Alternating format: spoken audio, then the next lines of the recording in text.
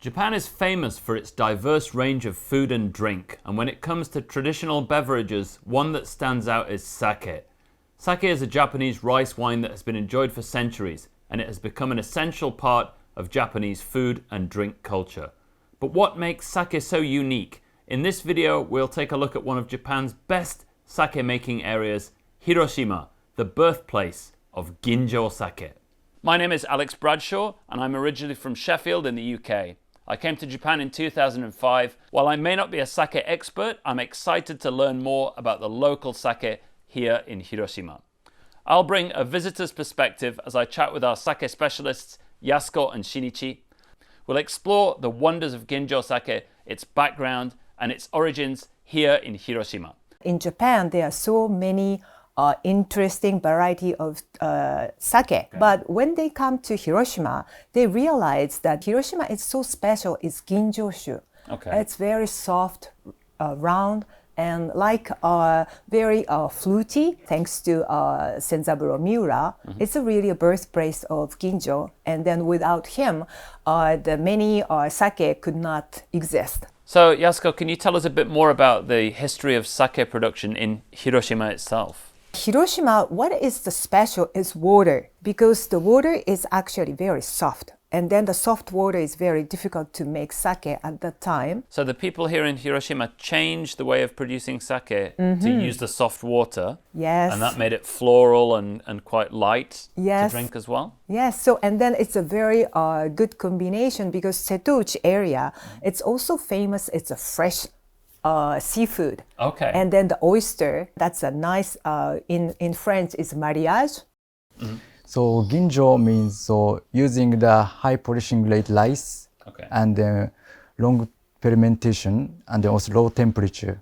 So it's a special method to compare with another sake.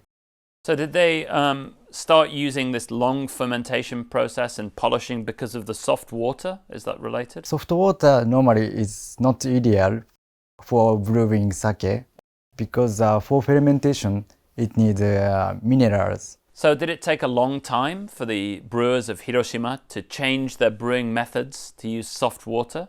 Yes, it takes 20 years for making the ideal method for with soft waters. Yeah. Now Ginjo-shu is very popular in another country also. Can you explain why the water is so special in Ginjo-shu? The water is a very important ingredient for brewing sake. When we talk about the terroir of sake, we have to talk about the water. So seeing is believing, so drinking is believing, right? Right, so okay, I like that. Drinking is believing. Yes, that's so good... how about drinking the very special water, Alex? Sure, should we try some? Oh, it's very soft, isn't it? It's yes. Soft. Yeah. Oh, it's really nice.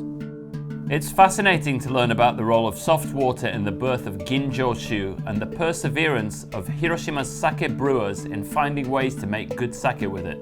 It shows how important it is to work with nature rather than against it and find creative solutions to challenges. Sake production was adapted to use soft water using the way of thinking called hyakushi senkai, which refers to the continuous improvement processes that sake brewers go through to make delicious sake with soft water. To make good sake with soft water, brewers had to go through numerous experiments and try different methods to find the right combination of techniques. This included developing yeast strains suitable for soft water and fermenting the sake at low temperatures for more extended periods. Another vital factor was polishing the rice to a high degree to ensure that only the best part was used. All of these efforts together allowed brewers to create delicious sake with soft water, even though it was traditionally thought to be unsuitable for brewing. Please taste this otafuku sake, and actually it's the ninth generation, and he is the one who make this sake, made of this one. So this is very special. All right. There's a nice color on that as well. Yes. It's very light. I'm quite surprised actually. I would imagine it would have more of a kind of hit to it, but it's really easy to drink. What would you match this with? What would you pair it with for food? Yeah, I think oyster also is good because a little bit sour like kind of wine. Oysters are a specialty of the Hiroshima region, and there are many oyster farms where you can learn about the cultivation and harvesting process. When pairing oysters with wine, you usually choose a white wine that has high acidity. There are many types of sake that oysters can also be paired with, depending on the oyster's taste and texture. A dry and crisp sake like a ginjo or dai ginjo works well with a raw oyster, and for grilled or baked oyster, a more full-bodied and complex sake like junmai or junmai ginjo is a good choice.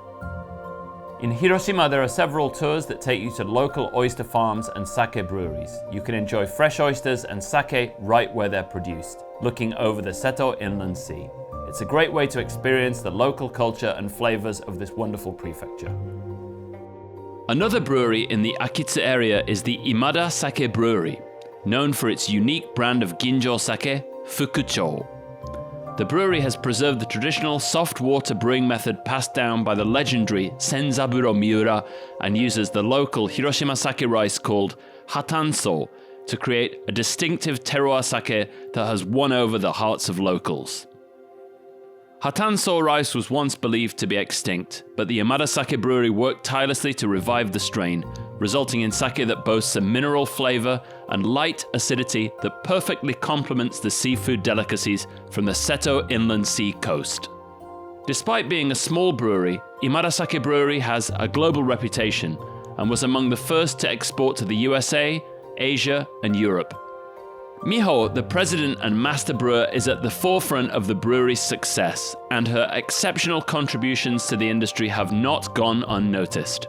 In 2020, she was named one of the BBC's top 100 women, an incredible achievement for her and the brewery. So, whether you're a sake enthusiast or simply curious about Japanese culture, be sure to check out the Imada Sake Brewery and its exceptional Fukucho sake. So we've heard all about the delicious sake, food, and things to do here in Hiroshima. I hope that people have the chance to come over here and visit and hopefully go on a bar hopping tour or maybe even a tasting and pairing tour as well. So looking forward to seeing you visiting Hiroshima soon. Take care and goodbye. Bye.